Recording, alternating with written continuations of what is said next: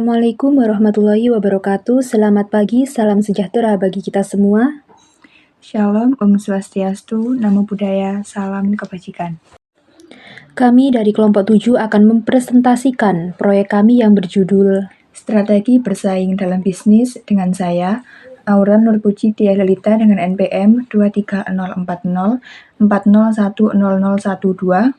Saya Sheila Eka Adila dengan NPM 2304040100030.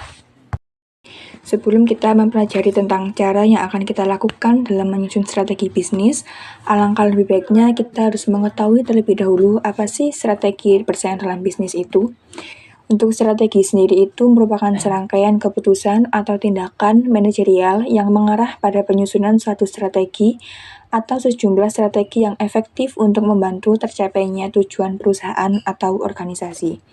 Adapun strategi bersaing dalam perusahaan adalah penetapan sasaran dan tujuan jangka panjang sebuah perusahaan dan arah tindakan serta alokasi sumber daya yang diperlukan untuk mencapai tujuan tertentu.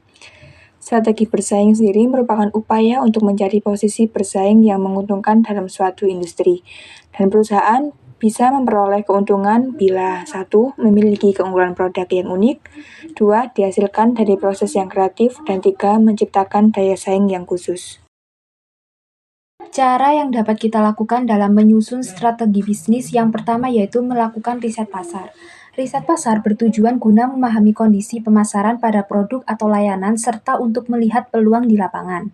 Salah satu cara yang bisa kita lakukan saat riset pasar adalah SWOT. SWOT sendiri merupakan singkatan dari S, strengths, yaitu kekuatan, W, weakness, yaitu kelemahan, O, yaitu opportunities, yaitu peluang, dan T, yaitu threats atau ancaman. Berikut contoh kegiatan analisis SWOT. Yang pertama, strength. Contohnya harga produk merakyat. Yang kedua, weakness. Contohnya belum mampu membuat brand yang unggul dan dikenali banyak orang. Yang ketiga, opportunities. Contohnya, permintaan pasar terus-menerus dan didukung oleh tren yang terus berkembang. Yang keempat, threats. Dengan contoh, mulai banyaknya pesaing dengan produk yang sama. Untuk cara yang kedua yaitu dilakukan dengan cara promosi. Promosi dilakukan dengan berbagai cara seperti melalui media online dan offline. Di era sekarang, perkembangan promosi melalui media sosial sangat efektif dan efisien dibandingkan melalui offline. Terutama untuk bisnis online, media sosial sangat mampu menjadi jembatan kita untuk berkomunikasi langsung dengan pelanggan.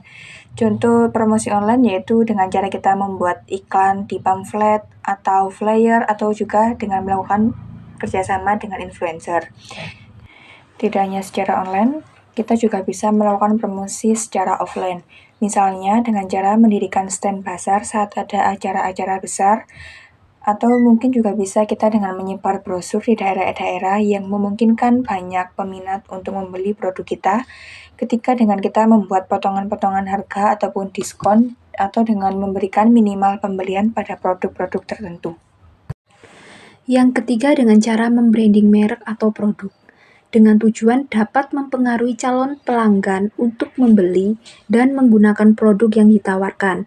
Misalnya dengan membuat logo pada produk atau tampilan yang unik dan sulit ditiru oleh para kompetitor.